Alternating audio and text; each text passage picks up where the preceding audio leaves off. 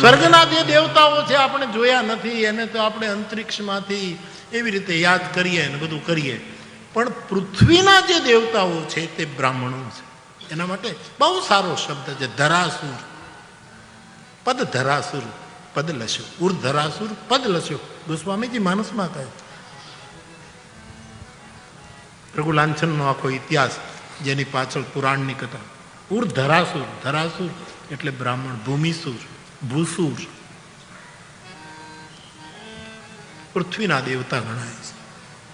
પહેલા બ્રાહ્મણોની વંદના કરે છે.